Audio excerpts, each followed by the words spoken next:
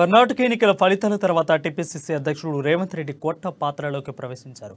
గతంలో పార్టీని వీడిన వారు ఎవరైనా రావచ్చని ఆయన ఆహ్వానించారు. తాను మల్లికార్జున ఖర్గే నాయకత్వంలో పనిచేస్తున్నానని, ఎవరైనా ఢిల్లీ పెద్దలతో ఏ విషయమైనా మాట్లాడుకోవచ్చన్నారు. బీఆర్ఎస్ను ఓడించాలంటే అందరూ ఏకం కావాలని రేవంత్ రెడ్డి పిలుపునిచ్చారు. వచ్చిన నేతలను సాదరంగా ఆహ్వానం పలుకుతానని, కాంగ్రెస్లో ఇక వర్గాలు ఉండవని, ఒకే వర్గం పార్టీ విజయం కోసం పనిచేస్తుందని శ్రేణులకు భరోసా ఇచ్చారు. పార్టీని విడిన నేతలందరూ తిరిగి కాంగ్రెస్కు వచ్చినా ఆదరణ ఏమాత్రం తగ్గదని కూడా రేవంత్ రెడ్డి హామీ ఇచ్చారు.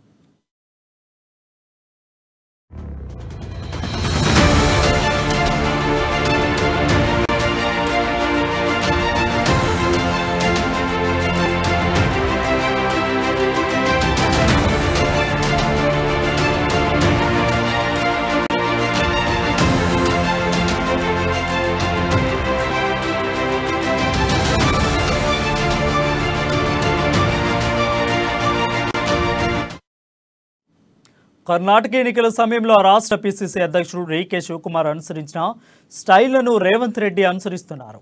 అందరినీ కలుపుకొని పోయి కాంగ్రెస్ను అధికారంలోకి తేవాలన్న లక్ష్యంతో ఉన్నారు. కాంగ్రెస్ పార్టీ తెలంగాణలో గెలిస్తే ఆ క్రెడిట్లో కొంతైనా తనకు దక్కుతుందని ఆయనకు తెలియంది కాదు. అలాగే ముఖ్యమంత్రి పదవి కూడా తన చేతిలో లేదని అర్థమైంది. డీకే శివకుమార్ను చూసిన తర్వాత ఎలాంటి అపోహలు కాంగ్రెస్లో ఎవరు పెట్టుకున్నా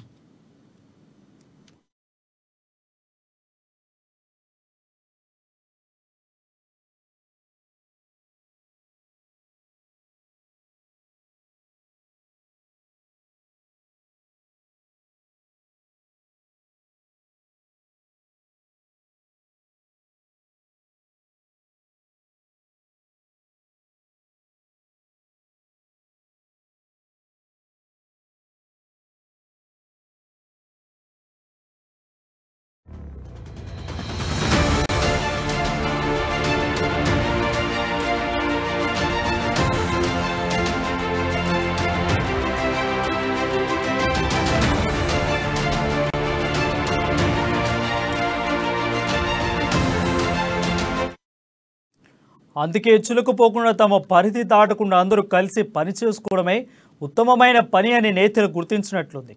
ముందుగానే ఎంపీ కోమటిరెడ్డి వెంకటరెడ్డి తాను ముఖ్యమంత్రి పదవి రేసులో లేనని చెప్పడం వెనుక కూడా డీకేను చూసిన తర్వాత అది గాంధీ భవన్లో చర్చ జరుగుతుంది. ఇక ముఖ్యమంత్రి పదవిపై ఆశల కన్నా కాంగ్రెస్ నేతల్లో అధికారంలోకి పార్టీ వస్తే చాలు అనేది స్పష్టంగా కనిపిస్తుంది. గొడవలు పడి పార్టీని మరోసారి అధికారంలోకి రానివ్వకుండా చేస్తే నష్టపోయేది పార్టీ కన్నా తామేనని గుర్తించిన నేతలందరూ ఐక్యత పాట పడుతున్నట్లే కనిపిస్తుంది.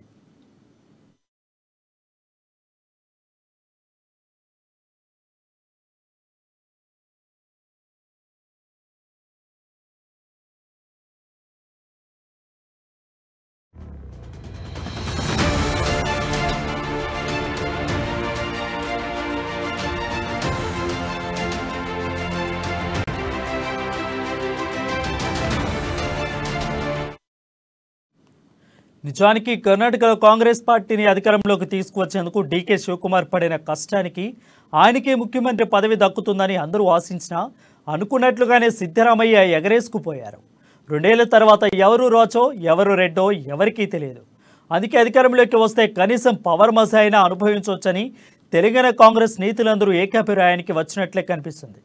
తెలంగాణ రాష్ట్రం కాంగ్రెస్ పార్టీ ఇచ్చిన దాదాపు 9 ఏళ్ల నుంచి పవర్కు దూరంగా ఉంది.